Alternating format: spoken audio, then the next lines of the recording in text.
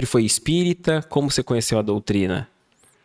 Meu irmão, é uma coisa que eu sempre gostei de falar. Um dia nós vamos falar só sobre isso. Não foi nada fácil, senhores, não foi nada fácil. Eu perdi o papai com 9 anos de idade. O primeiro presente que ganhamos foi a família despejada na rua, com a minha mãe e mais 3 irmãos. Ficamos na rua, literalmente na rua, até que mamãe conseguia fazer alguma faxina e alugou um cômodo, um quarto único no cortiço, nessas casas de aluguéis. E lá nós dormíamos sobre os panos no chão e não tínhamos nada para cozinhar. Cozinhávamos em uma lata de sardinha, num pedaço de madeira. E quando a mamãe trazia alguma coisa, passamos muitas dificuldades realmente. Me orgulho de falar isso, porque foram as melhores lições que eu pude ter nessa existência para eu ter um direcionamento, um horizonte. Mas eu sempre fui uma criança muito ligada com a espiritualidade. Eu conversava com os meus amigos imaginários, né? Desde pequeno? Muito. Em tenra idade eu já fazia isso. E eu dava muito trabalho para minha mãe. Muito trabalho.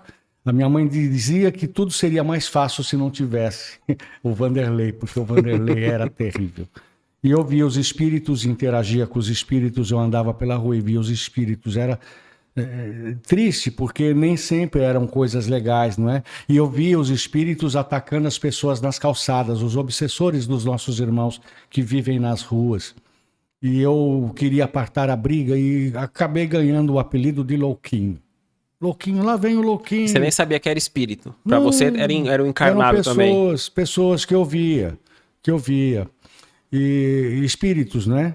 Atacando, interagindo. Mas você não tinha consciência do que era? Não tinha. Nem imaginava o que seria. Por isso que era incompreendido. Assim como nos hospícios estão cheios de loucos, que são médiums, não é? E naquela época era muito triste, porque tomavam choque. Era difícil a vida, mas eu sempre gostei de trabalhar. Sempre gostei de trabalhar. Eu trabalhava muito, eu pulava o muro da escola, ia trabalhar. E não aprendia nada na escola também, porque não dava. Nós morávamos 3, 4 meses num lugar, éramos despejados, íamos para outro, mudava de escola, perdia o ano. Eu terminei de fazer o 4º ano primário com 13 anos de idade, em 1971. Não façam conta, senhores. É isso que eu ia fazer. Pode fazer a conta? Tenho 64. Né? Viva! Tá bem, viu? Um corpinho de 63. Então, senhores, eu comecei a trabalhar de office boy. Em que cidade? Em São Paulo. São Paulo. Sempre São Paulo. É uma profissão extinta, né? Porque agora veio os motoboys, para bicicleta, para tudo, e quase não tem. E eu contava com 15 anos de idade, estava passando na Avenida São Luís, na Praça Dom José Gaspar, e olhei num prédio chamado Assicurazione Generale de Trieste e Venezia. Como meu pai era italiano, eu gostava de ler isso lá e ficar olhando para aquele prédio sempre, né? Prédio da terra do meu pai. E olhei para um dos andares e vi uma pessoa empurrando a outra do prédio.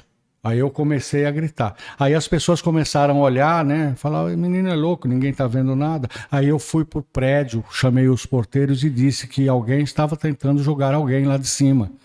Eles diziam ser impossível aquilo. E quando eles falavam e se negavam a me seguir e olhar, a pessoa estatela no chão, aí bem à nossa frente. Chegou a respingar sangue. Aí ficou grave. Época da ditadura, foram nos levar para casa. Mamãe já tinha tantos problemas. E aí ela conseguiu uma vaga para mim no Franco da Rocha, que era o Hospital dos Loucos. Eu já estava com o passado, eu estranhei o dia, senhores. Eu estranhei o dia porque me deram uma roupinha melhor, estavam fazendo uma malinha para mim e mamãe disse que eu ia passar uns dias em algum lugar, tal, depois eu melhorava, eu voltava para casa. Mas eu vi que eu já tinha matrícula até para o Franco da Rocha, já estava todo assim. Isso 15 para 16 anos? 15 para 16 anos. E eu ainda não me dava muito bem com os meus irmãos, né? Eu era realmente mediunidade totalmente desequilibrada, atrapalhada. Aí eu resolvi fugir. Aí eu fugi. Peguei um trem e fui até onde deu para ir, sem dinheiro. Entrava um moço picotando os bilhetes no trem lá na Estação da Luz, eu saía para uma porta, ia para outro vagão e ele ficou correndo atrás de mim, nem sei até onde eu fui. Depois eu resolvi voltar. Fome, nunca gostei de pedir nada para ninguém. Infelizmente eu ainda tenho esse orgulho, não gosto. Eu gosto de primeiro me esforçar para procurar adquirir. Se eu não conseguir, eu tenho humildade de pedir, mas eu passei dificuldades. Procurei trabalhar para me manter, eu ia na feira, pegava bananas, resto de banana e comia, eu engraxava sapato, eu lavava carro e comecei a lavar carrinhos lá na porta da federação, tomar continha de carro, quando uma alma boa surge à minha vida, chamado José Hidalgo Lopes. Trabalhava na Federação Espírita de São Paulo, onde era ainda no Viaduto Maria Paula. Era uma casinha pequena, depois não é o endereço de agora? É o endereço de agora, mas ali era uma casa velha. É onde hoje é um prédio. Começou ali. Era um prédio, acho que eles compraram mais uma ou duas casas do lado. Era só uma casinha ali. Isso, e depois foram para a Rua Santo Amaro. Mas eu sou desde lá. 1973, nós fomos para outra sede, aí ficamos na outra sede, mas primeiro ali. O seu José Hidalgo deixou eu dormir uns 2 dias ali. Foi um anjo na nossa vida, percebeu a nossa mediunidade desequilibrada, nos colocava para tomar passes, nos colocaram num curso que era para desenvolvimento prático mediúnico, porque perceberam isso. Esse convite você aceitou numa boa? Imediatamente. Eu precisava de ajuda. Eu precisava de carinho, nós precisamos de carinho. E ele me amparou, eu precisava de um pai, sempre. Até hoje sinto falta de um pai. Não é? 9 anos, eu não tive pai. E esse seu Hidalgo me cuidou. Equilibramos uma mediunidade, eu fui trabalhar entregando carne na bicicleta, e aí eu fiz 16 anos na rua ainda. Aliás, ele me arrumou uma vaga numa pensão, me levou dizendo que era meu tio. Ele falou: olha, rapaz, você se cuida, hein? Você seja bem bonzinho aqui, porque se você aprontar e descobrirem que eu não sou parente teu que trouxe aqui, vai dar trabalho para mim também, vai dar problemas. Eu dizia: não, pode ficar tranquilo, pode ficar tranquilo. Eu nunca roubei nada de ninguém, nunca pratiquei um ato, a não ser que fosse por ignorância, falta de conhecimento. Mas por maldade, nunca. Nós nos demos muito bem. E dali eu ficava finais de semana por ali, saudade dos irmãos, saudade de mamãe. E conhecemos o seu Justino. Sua mãe sabia onde você estava? Não podia. Eu tinha que estar melhorzinho. Se eu fosse lá, era Franco da Rocha. Não podia voltar para casa. Tô falando muito, né? Não, tá bem. Pode. E aí a situação ficou assim, a saudade bate, mamãe, irmãos, e um dia eu volto, até que eu resolvi me aproximando, comecei a manobrar carro, com 16 anos, eu já dirigia carro, andava por lá, estacionava direitinho, comecei a trabalhar de manobrista na rua, deixavam a chave comigo, eu via minha mãe passar, eu me escondia, né, para que ela não me visse. Eu não queria trazer mais trabalho, eu estava começando a ganhar maturidade, entender as coisas. E chegava nos finais de semana, o seu Justino nos convidava para não ficarmos à toa por lá, dormindo no estacionamento, dormindo no quartinho e tal. Ele nos convidava para ir com ele nas palestras que ele proferia por aí, nas casas espíritas. Algum fato que te marcou positivamente dessa época, assim? Uma experiência indo numa casa fazer uma palestra, alguma história, algum fato? São inúmeros. Assim de pronto eu teria que trazer algumas coisas assim, mas tem alguns fatos que da minha adolescência, não é? Que eu já tenho meus amigos espirituais, nem na adolescência. Foi antes, menino ainda, criança, eu estava dentro, minha mãe conseguiu alugar um apartamento na Rua Castro Alves. O prédio fica em frente ao Hospital Municipal lá de São Paulo, na Rua Castro Alves. O prédio era novo, recém-inaugurado. Aí a mamãe conseguiu alugar um apartamento, o apartamento de número 110, no 11º andar do primeiro bloco do edifício, que são 3 ou 4 edifícios, ou 2, não sei, não me lembro.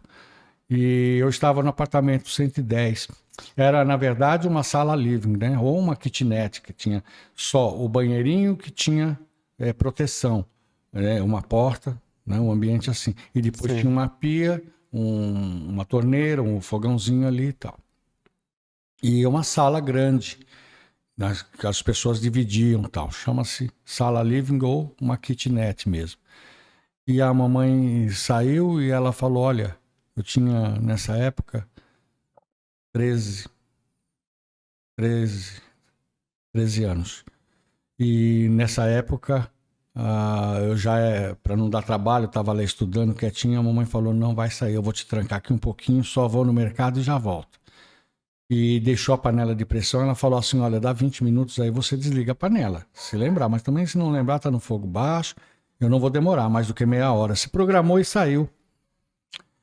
Mas não fez muito tempo que a mamãe saiu e eu ouvia no meu ouvido assim, vai embora, sai daqui, vai embora. Eu falei, mas como vou embora, sai daqui?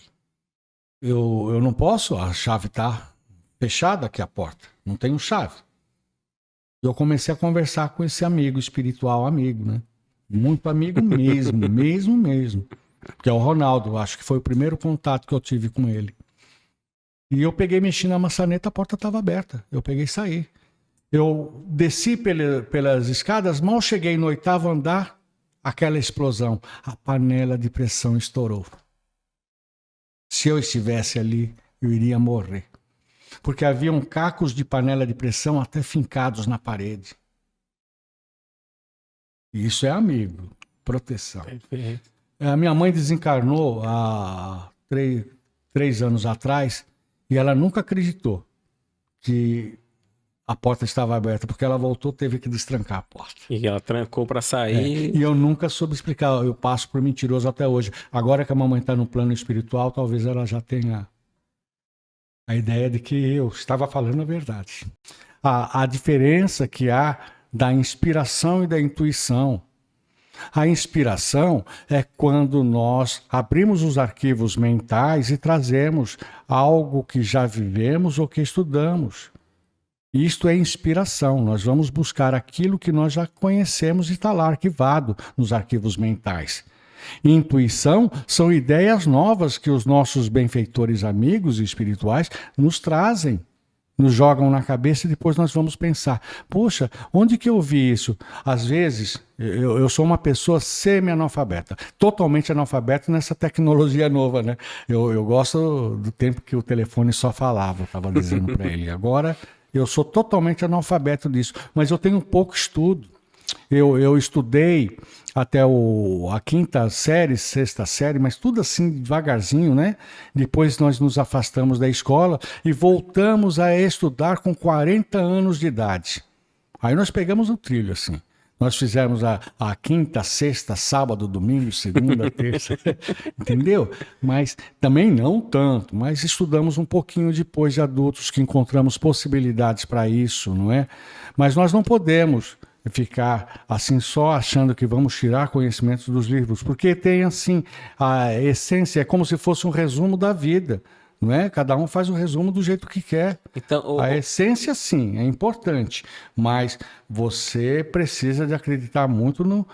Diga-me com quem andas, eu lhe direi quem é. Se seu amigo está te ajudando, está te apoiando, te impulsionando, por que não acreditar nele? Por que questioná-lo?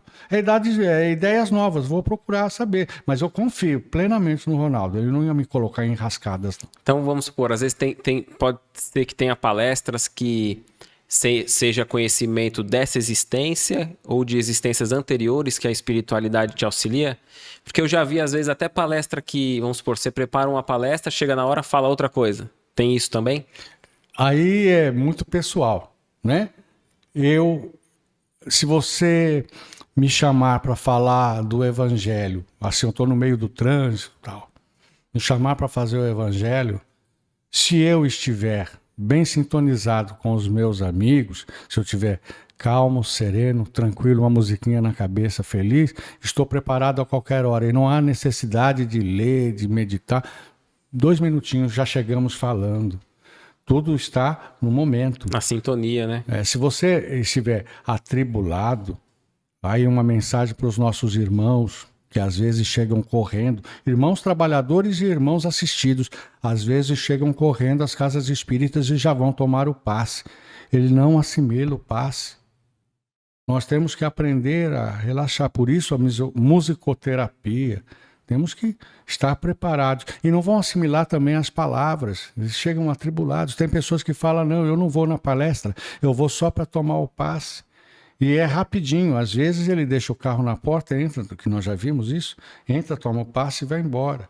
Nós precisamos de compreender que nós somos encarnados, temos a vida humana lá fora, mas aqui dentro da casa espírita nós somos todos espíritos. Nós vamos nos sintonizar com os espíritos, interagir com os espíritos e vamos nos espiritualizar o máximo que pudermos. Como dizíamos também, coincidentemente, com o nosso irmão que nos convidou para um cafezinho. É sabido pela ciência e pelos médicos que o cafezinho acelera.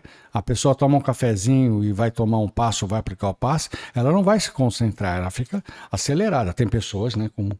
Que estimula, né? É estimulante. Não é para a pessoa se manter acordado, tudo? Então, se nós queremos baixar a nossa frequência, batida cardíaca, e nos sintonizarmos com os nossos amigos, nós deveríamos de tomar um chazinho de camomila, ficar calminho, sereno, tomar uma maracujina, tal, e de repente tudo flui, tudo dá certo. Por isso a serenidade. Já pensou, senhores, se nós entrássemos na casa espírita, não tivesse estas cores tênues, né? A claridade, a luz tênue, aquela parede esverdeada clarinha ou branquinha, ou azulzinha gostosa de se ver, e aquela música leve e suave, nós entraríamos na casa espírita e teria as paredes vermelhas e pretas e estavam tocando rock pauleira. Alguém se concentra? Alguém vai conseguir se manter tranquilizado? Né? Então nós precisamos de cada um, né, se acalma do jeito que quer, do jeito que tem a sua técnica, não é? Mas sintonia é tudo. Sintonia é tudo. Nós costumamos dizer, às vezes, até falta de humildade, perdoe-nos se é falta de humildade, que às vezes nós vamos em algumas casas, né, e já fomos em muitas assim, que turbulência. Nós falamos em todos os lugares. Para falar de amor, para falar de Jesus, nós vamos em todos os lugares. Lá em Paraisópolis, nós falamos num centro de Umbanda. E aí? Mas não batem tantã mais na Umbanda nem nada. Eles se acalmam para nós falarmos. Mas não tem a mesma vibração das casas espíritas, aquela calmaria. Ô Wanderlei, você falou algo interessante, né? A gente abordando o tema central, pureza do coração. Como conseguir essa pureza do coração? Você disse, né, que o velhozinho achava que estava agradando a Deus, trabalhando no bem da forma dele. A gente precisa estar dentro de uma igreja, dentro de um templo, ou não? Como lapidar dessa maneira? Atingir essa pureza? É o objetivo da nossa encarnação? Sabe, essa história resume tudo, até fala, porque ambos têm um coração puro, ambos têm a proposta boa, mas nós podemos ter também um coração puro, mas de repente nós temos equívocos, não é? Como se fala da religião também, algumas pessoas são muito boas. Nós acreditamos que a religiosidade com Jesus à frente, nós vamos a qualquer canto, como diz o velhozinho, né? Com Jesus na frente, nós vai para qualquer canto. É muito bom. Mas se nós não estivermos com ele realmente, as coisas ficam difíceis, sabe? Quando se fala pureza de coração, é que quando você for fazer algo a alguém, você faça doando de si. Doando de si, isso é pureza de coração. Alguns de nós, equivocadamente, acreditamos que a pureza no coração consiste em ser bom e fazer o melhor que podemos ao próximo. Mas nem sempre nós fazemos o que é nosso. Nós fazemos com as coisas que não nos pertencem, nas quais nós somos fiéis depositários. Equivocadamente, achamos que ser bom, ter o coração bom, é dar aquilo que está sobrando no armário. É dar uma doação para alguém que está precisando de comer, é dar uma roupa velha que não usa-se mais, ou mesmo comprar uma roupa nova para alguém. Nós nos equivocamos nisso. Pureza no coração é quando nós damos de nós. Não é? Quando nós vamos dar algo a alguém, nós vamos colocar as nossas energias boas para que aquilo dê sorte e faça bem para as pessoas. Se nós formos doar algo de material, no qual não pode se chamar de doação, senhores. Isso não é doação. Isso é transferência.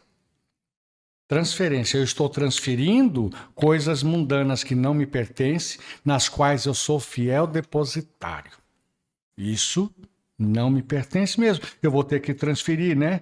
Haja visto que nós vemos que ninguém leva absolutamente nada, né? O fiozinho do bigode não se leva, não é? Então, quando nós nos propomos a ter o coração puro, é quando nós emprestamos os ouvidos para quem quer desabafar. É quando nós formos dar a nossa doação, nós pegamos aquela roupinha, lavamos, passamos um ferrinho, embrulhamos direitinho pensando assim, que essa roupa leve felicidade, leve paz, deixe a pessoa tão feliz quanto eu fui quando a usei. Ela me fez bem. Com essa camisa eu consegui um emprego maravilhoso. Depois eu comprei outra camisa e outra camisa. E eu me dei certo, me dei bem. Com essa camisa eu me casei. Não, aí não. Né? Nós temos que dar o melhor para a pessoa. Nem sempre. Não vai desejar o mal para o próximo, né? É só para descontrair, né, da outra história. Então, senhores, nós temos que preparar as coisinhas para dar para os outros. Às vezes, nós simplesmente pegamos as coisas e colocamos num saco preto e entregamos para as pessoas. E não é assim, sem nada. E é para desocupar o armário, né? Às vezes a pessoa guarda coisa para usar, aquele terninho que o cara tinha 60 anos e casou, aí ele está com 70, pesando 120 quilos, e ainda guarda o terninho de posso usar numa ocasião aí que algum neto vai virar, vai noivar, ou sei lá, né? Eu vou usar. Não é assim. E já ficou de fora de moda também, não serve para mais ninguém. Né? Então, quando nós falamos de pureza do coração, é dar aquilo que a traça não rói, o tempo não corrói e o ladrão não pode roubar. Um lembrete para todos ainda nesse tema, que nós vamos falar muito sobre esse tema. Senhores, uma proposta para todos, acatem se quiserem. Mas se quisermos ser defuntos felizes, procuremos ter pureza no coração. Defuntos felizes, sim, sim. Porque nós, que já entendemos sobre as reencarnações, que já estamos no espiritismo, sabemos que o espírito é eterno. Nós desencarnamos e depois nós vamos nos programar, arquitetar uma forma de reencarnar para consertar os nossos erros. E nós cometemos ainda muitos erros. Mas quanto mais bem nós fizermos aos outros, quanto mais gentis nós formos para os outros, quanto mais desprendidos nós formos para os outros, quanto mais bondosos nós formos para os outros, quanto mais atenciosos, enfim, quanto melhores formos, quando estivermos ali sendo velados, mesmo que as pessoas não estejam presentes, elas vão estar direcionando uma prece para nós. Alguém diz, sabe, fulano desencarnou. Nossa, meu Deus, que falta que vai fazer uma pessoa tão boa, me ajudou tanto, ou fez tanto bem. E isso é combustível, senhores. Morrer não é fácil, não. Será que nós achamos que morrer é simplesmente fechou o olho, pronto, já acordou do lado de lá? Não, senhores, é difícil. Vamos simplificar muito. Nós temos 3 corpos. Não é?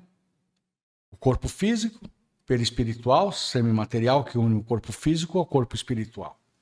Quando nós desencarnamos, cada corpo está ligado a outro por fiozinhos muito pequenos, invisíveis, assim, igual teia de aranha, mas são muitos fios, muito, de um para o outro. Então, quando nós estamos desencarnados ali, a espiritualidade incumbida, né, de fazer esta atividade, estão desligando os fiozinhos. E o espírito, quando está tranquilo, com a consciência tranquila, não deve, e está recebendo essas preces, né? Não é apegado. Não é apegado materialmente, tá? Porque né? Senão ele já tem o próprio inferno lá, dificultando o trabalho. É como anestesia, né? Já pensou se não desse anestesia? O cara não ia ser operado nunca, ele sai dando um murro, sente dor, né? Então é diferente. Ali vão ser desligados os fiozinhos. Então, nós aconselhamos em todos os velórios, olha que legal, chama alguém, amigo, né? Por favor, no meu façam isso, se puder, né? Leva alguém para tocar um violãozinho, cantar. Ó, vai ficar registrado, Musiquinha, hein? fica, vai Tá lá, bom. né? Por favor. Qual música? Uma musiquinha, música é música, nós somos ecléticos, música é bonita, né? Eu só não troco a música feia, vai tocar funk lá e não, eu vou remexer. E se eu puder levantar e picar a mão na orelha, entendeu? Nós temos que entender isso, né? Músicas bonitas, leves, uma música suave, né? Nossos amigos vão tecer comentários legais, né? Porque nós já temos esse conhecimento, até a espiritualidade desligando. Aí acalma-se. E nós conseguimos auxiliar a espiritualidade a fazer o desenlace, né? Nós não falamos o desenlace, né? O desligamento. Alguns, nós já escutamos assim, centros espíritas, né? Ele está desligando-se já do corpo físico, mas tem que ver a turbulência, né? Desse desligamento, porque a pessoa não era muito boa. Ele está tendo dificuldade. Então ele precisa de mais preces, de mais preces, de mais preces. Nós até achamos que é até legal as pessoas não saberem que ele desencarnou, fala depois de um mês.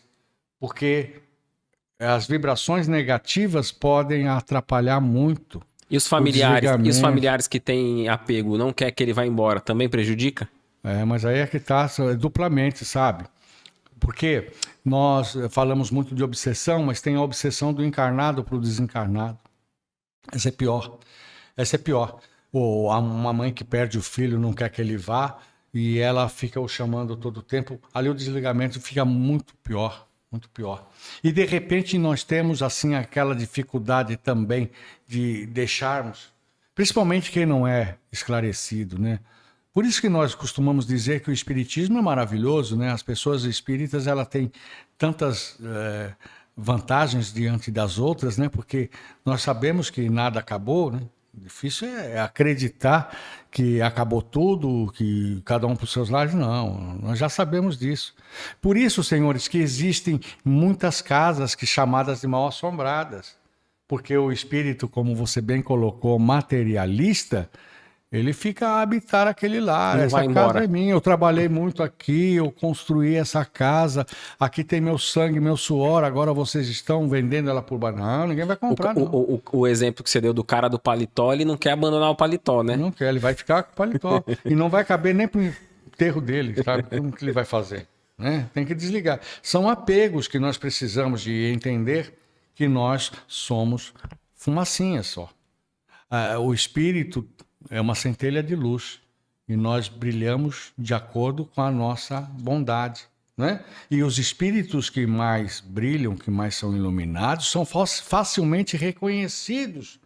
Tanto que tem no livro Nosso Lar, de André Luiz, quando o Clarencio os leva para socorrer nos umbrais, alguns espíritos fogem, porque eles brilham diferente. A luz incomoda. E os espíritos mais iluminados diminuem a sua luz para chegar a nós, para poder nos ajudar. O caso do Dr. Bezerra de Menezes, né? Ele vem por amor, então ele tem que abaixar a sua luminosidade. Ou pensam, senhores, que foi fácil reencarnar Jesus aqui? Teve que preparar-se tudo. Jesus tem uma dificuldade, sofreu muito mais em diminuir a tua luminosidade para conviver com pessoas tão grosseiras, né? Jesus é Jesus. Mas nós vamos chegar também. Nós também somos centelhas divinas. Um dia nós vamos, como não sabemos fazer aquela hierarquia, né, que se fala assim.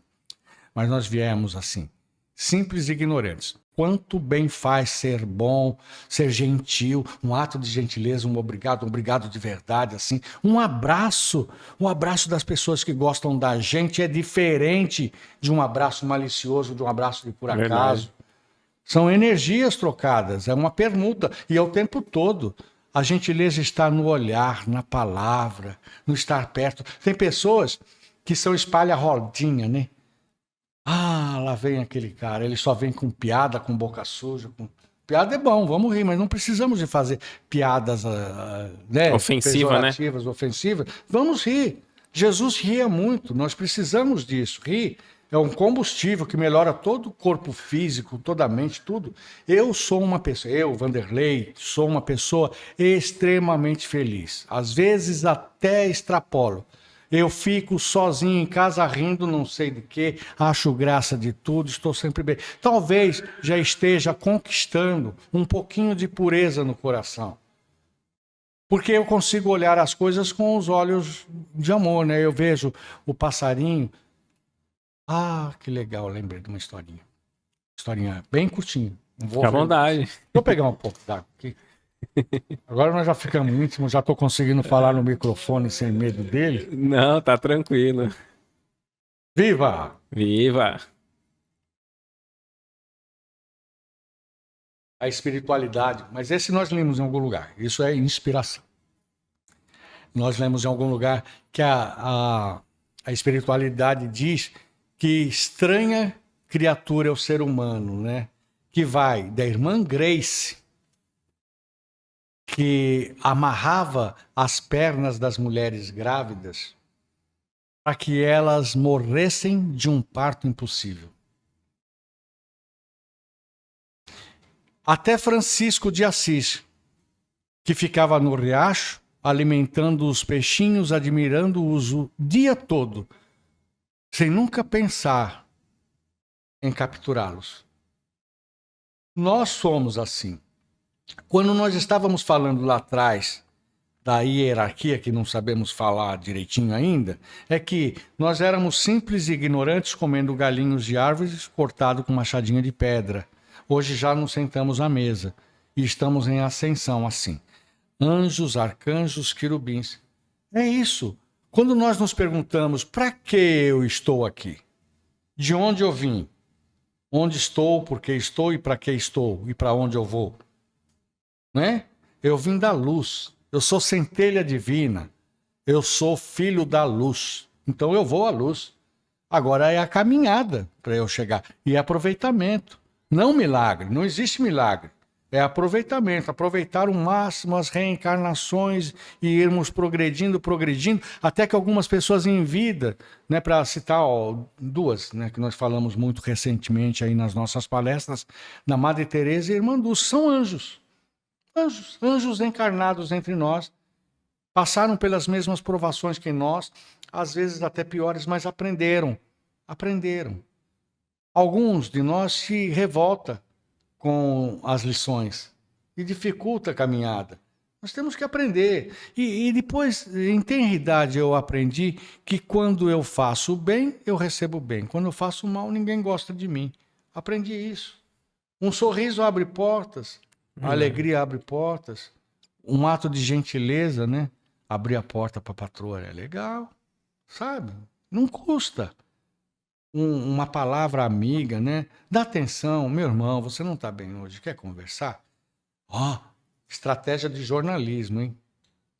O pessoal diz que o melhor jornalista é aquele que deixa o entrevistado falar. Aí, ó. Não é? Então, a maior caridade que se faz é deixar a pessoa desabafar.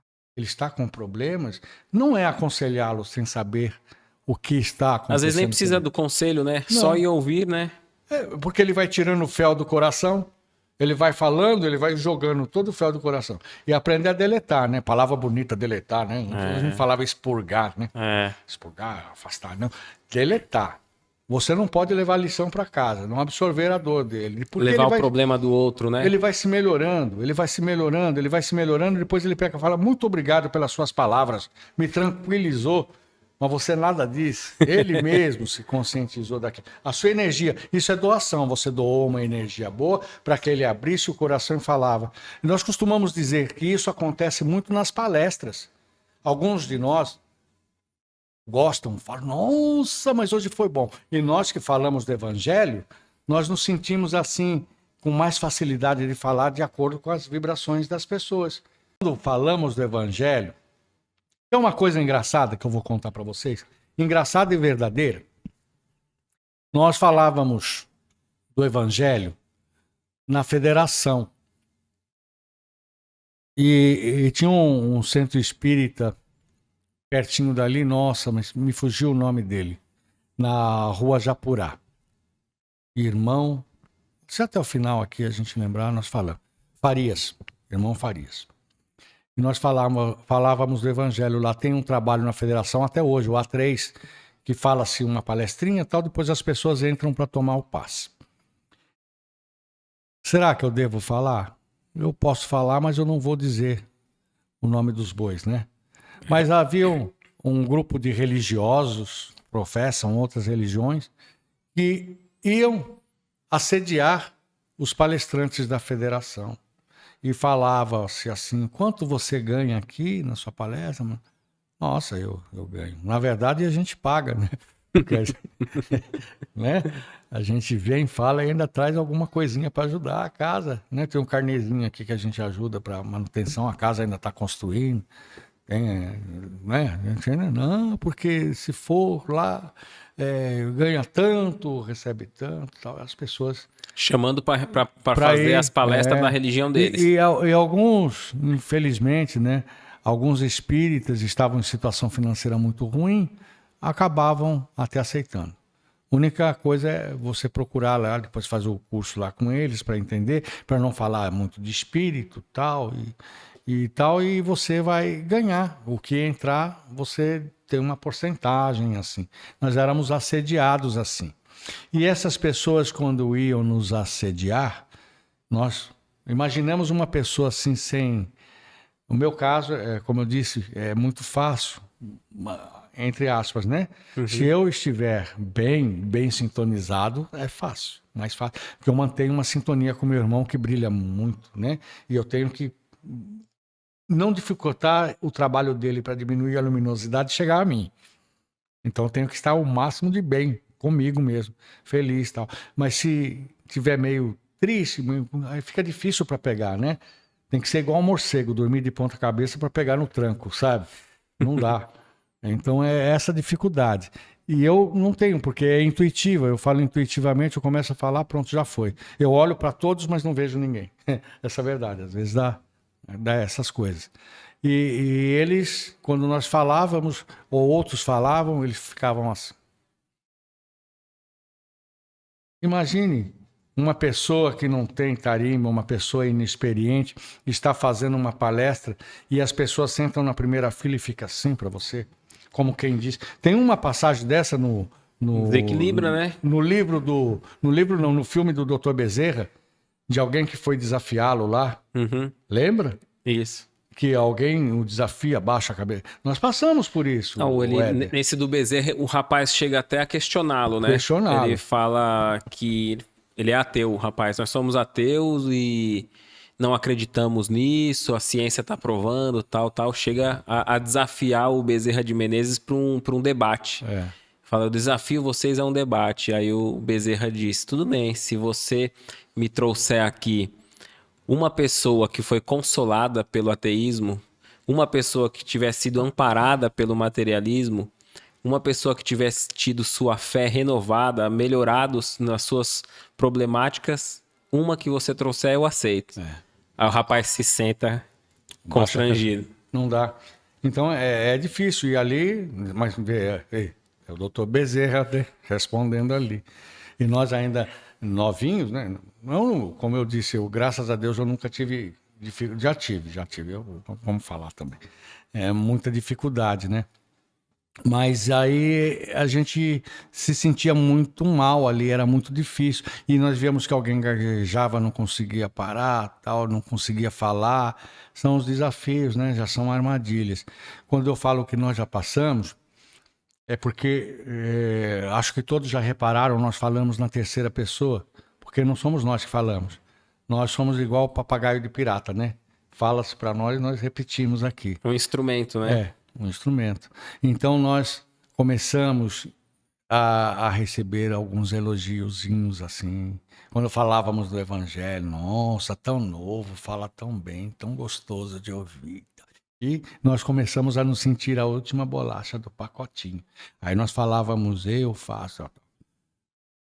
Depois que nós fomos fazer uma palestra em determinado centro, que deu nos branco, não saía a voz, deu um desespero, envolvidos emocionalmente não sei com o quê, só chorávamos. Fomos precisos de ser socorridos, colocados a uma cadeira, enquanto alguém fez a palestra, deu-nos água, tal, isso aqui. Então, alguns amigos espirituais, que eu acho que são outros, que vieram só para me corrigir, disseram: enquanto você se achar, né, palestrante, você nada vai ser. Nós somos uma equipe. Ninguém é mais do que ninguém aqui. Nós falamos e trabalhamos juntos.